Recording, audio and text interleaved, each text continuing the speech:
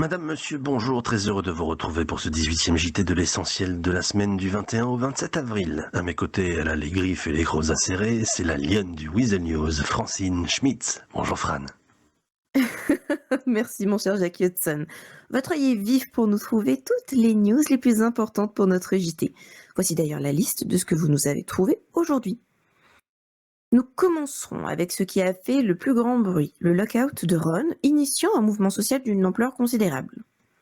Côté politique, nous avons eu les résultats précis des élections gouvernementales, ainsi que la traditionnelle conférence de presse de la mairie sud.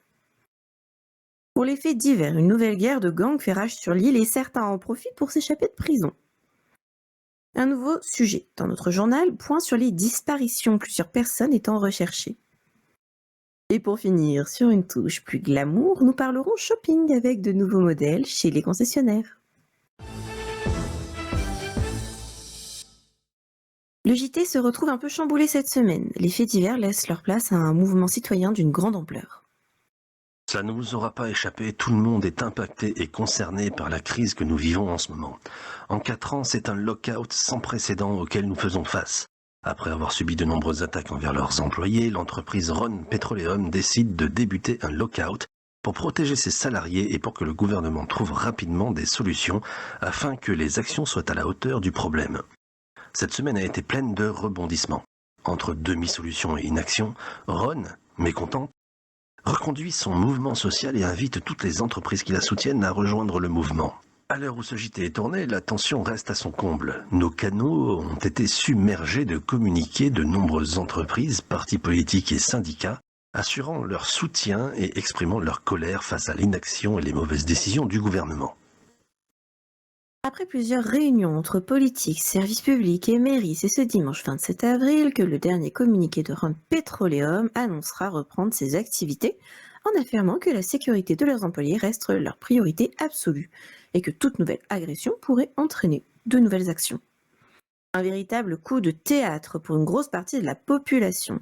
Les différentes organisations ne comprennent pas ce revirement de situation, pensant que beaucoup de choses doivent encore être modifiées. Le syndicat SAPU se dit d'accord avec la commission patron et souhaite aussi le remplacement du gouverneur actuel par son adjoint. Côté politique, nous parlons à présent des gouvernementales. Et c'est en pleine période de mouvement social généralisé que les élections se sont terminées. Il n'y aura malheureusement eu aucune surprise. Aucun adversaire pour s'opposer au parti BAT, ce qui les a réélus d'office. Cependant, les résultats ont été le reflet du climat sécuritaire actuel. Sur un total de 81 votes, seuls 21% ont renouvelé leur confiance au parti BAT contre 79% de votes blancs. Et le moins que l'on puisse dire, c'est que le déroulé du reste de la semaine n'a pas aidé la population à retrouver confiance en son gouvernement. Politique toujours, et toujours en rapport avec cette grève, la mairie sud s'est exprimée à ce sujet. Ce samedi 26 avril, la mairie sud a pu échanger très longuement avec la population, entre autres autour du mouvement social de grande ampleur. Une grande partie de l'échange s'est portée sur les mesures mises en place par la mairie, qui sont majoritairement un grand nombre de discussions initiées avec le maximum d'acteurs possibles. Le maire Spencer a souhaité clarifier la chose en reconnaissant un manque de communication écrite de leur part, préférant les discussions transparentes avec toute personne souhaitant avoir plus d'informations. Cependant, rien n'a été fait en termes de communication à grande échelle pour la population de Los Santos et cela leur a été quelque peu reproché. Autre reproche formulé, parler beaucoup et peut-être agir moins. Mais là encore, le maire et son adjoint ont pu entrer dans le vif du sujet. Retrouvez cette conférence de presse très longue sur nos canaux.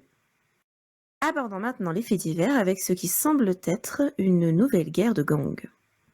Contrairement à ce que nous avons pu voir par le passé, ce n'est pas dans un quartier que les fusillades ont lieu en ce moment, depuis plusieurs jours, mais en pleine nature, au Mont Chiliade, en 10-02, en 50-02 ou encore en 50-15. Cet affrontement implique le groupe des Families et le groupe de la Mano, et quand bien même nous n'avons pour le moment aucune information sur la raison qui fait que ces attaques se déroulent ailleurs qu'aux lieux habituels, ce qui est certain, c'est que, à moins d'être en randonnée, les risques envers les civils sont drastiquement diminués.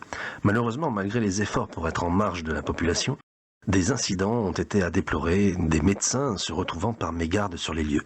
Nous ne manquerons pas, bien entendu, de vous informer prochainement. Fait divers toujours avec, cette fois-ci, une évasion de la prison de Bolingbroke. Cela ne vous a sans doute pas échappé, mais de nombreux bandeaux d'avis de recherche se sont affichés toute la semaine concernant deux individus qui se sont évadés du pénitencier le 18 avril dernier. Messieurs Chester Rex et Olim Hall ont été activement recherchés par les forces de police. Malheureusement introuvables malgré d'intenses recherches, ils n'ont pas pu être déférés à nouveau devant la justice. Alerte disparition à présent avec plusieurs personnes qui manqueraient à l'appel. Les départements de la police et de la justice ont publié des communiqués inquiétants. Plusieurs cas de disparition sont à déplorer et nous n'avons que les identités des personnes recherchées comme information. Si vous avez des photos récentes ou des informations concernant Madame Anna Jensen, Madame Clémence Brady Sanderson ou Monsieur Frank Lucco ou encore Monsieur Thomas Morin, n'hésitez pas à contacter les forces de l'ordre. Retrouvez leurs photos et leurs avis de recherche sur les canaux de justice. Terminons ce journal avec un sujet qui passionne un grand nombre d'entre vous, les véhicules sur terre, mer ou encore dans les airs. Ce samedi 26 avril, les différents concessionnaires de l'île ont eu droit à un arrivage de nombreux nouveaux véhicules. Il y en a pour tous les goûts et tous les comptes en banque. Muscle, sedans, compact, SUV, sport, supercar ou même encore bateau. Le moins qu'on puisse dire, c'est qu'il y a du choix. Par exemple, vous pourrez retrouver dans leur catalogue une ICI Metro à 101 000 $, une Impeller LE à 15 150, une Ronin ou une Nexus à 151 500 $, ou alors une Hades pour 45 450 $. Et si ça ne vous suffit pas, il y a aussi une Emerus à 2 20 000 $. La dernière va vous faire grimper les impôts, tout comme les hélicoptères qui voient leur valeur monter considérablement. C'est certain que ces derniers ne sont pas adaptés à toutes les bourses. Dans tous les cas, vous trouverez certainement votre bonheur. Madame, monsieur, c'est la fin de ce journal. Nous vous remercions d'avoir suivi ce numéro de l'essentiel de la semaine ainsi que pour votre fidélité hebdomadaire. Vous pouvez à présent reprendre une activité normale. Ou du moins, on l'espère. Enfin, normal, autant que l'agitation en ville vous le permet. En tout cas, au Weasel News, nous restons aux aguets pour vous tenir informés. À la semaine prochaine pour des sujets plus légers, je l'espère.